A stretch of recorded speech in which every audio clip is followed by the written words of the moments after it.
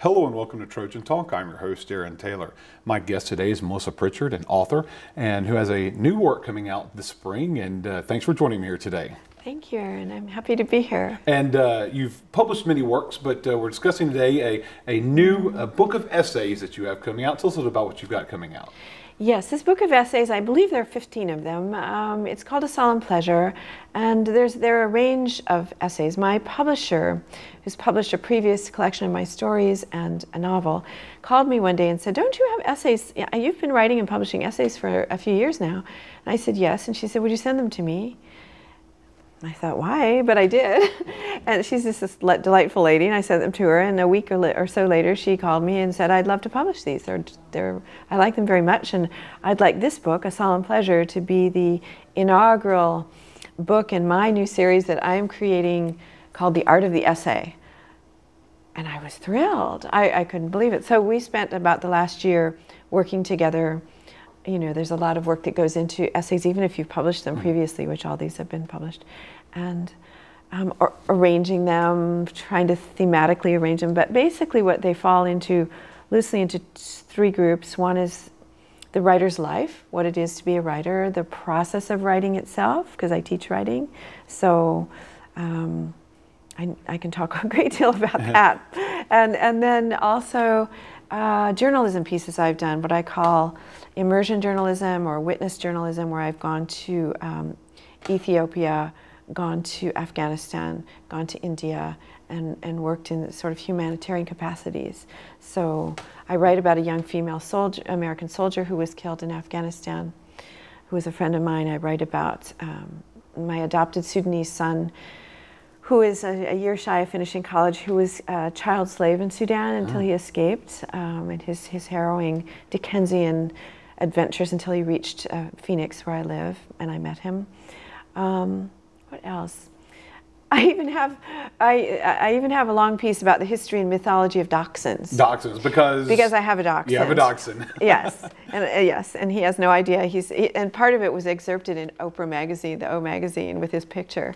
And he has no idea he's something of a star. Well, there you go. He's becoming a star as the essays that you publish. And you said that all these have been published. You mentioned that one that was in O Magazine. Right. And so when you first wrote these, did you ever have the consideration that these are going to be collected and be in another work someday in the future?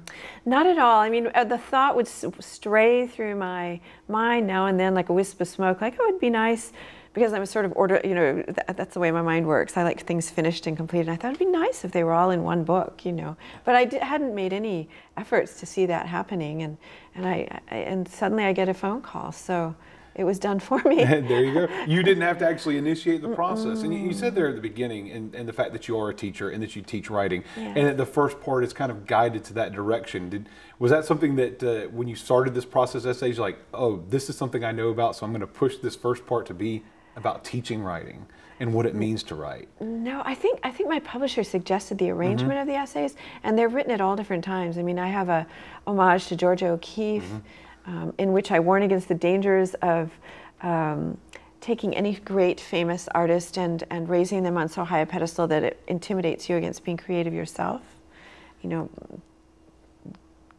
I write about that. I write about being in the British Library in London and writing a story about a young boy, Caspar Hauser, in the 1700s, who was imprisoned in a dungeon. This is a true story that I had read about. And he escaped when he was 20, I think, and was found wandering through the gates of Nuremberg. He was like a feral child. He was called the Wonder Boy of Europe or something. And so there's a whole story about him. And there's so much written about this young man. And so I decided to write his story fictionalized in the London Library. So I talk about that whole experience. I lived in the London Library for a month, and all I ate were scones with clotted cream and jam and tea. And by the time I stumbled out of there with this story, I looked like a scone, I was but it was worth it. And the experience of sitting around this huge, historic, quiet library with all the silence of people studying or writing. Immersed in writing and reading. So. And the British Library has many rules, and one of them, now I don't know if I made this, I don't think I made this. I think I really did hear this, and I was so astonished I had to put it in the essay. that if a person dies while they're there, sitting at their desk studying, it's very quiet. The rules are very strict.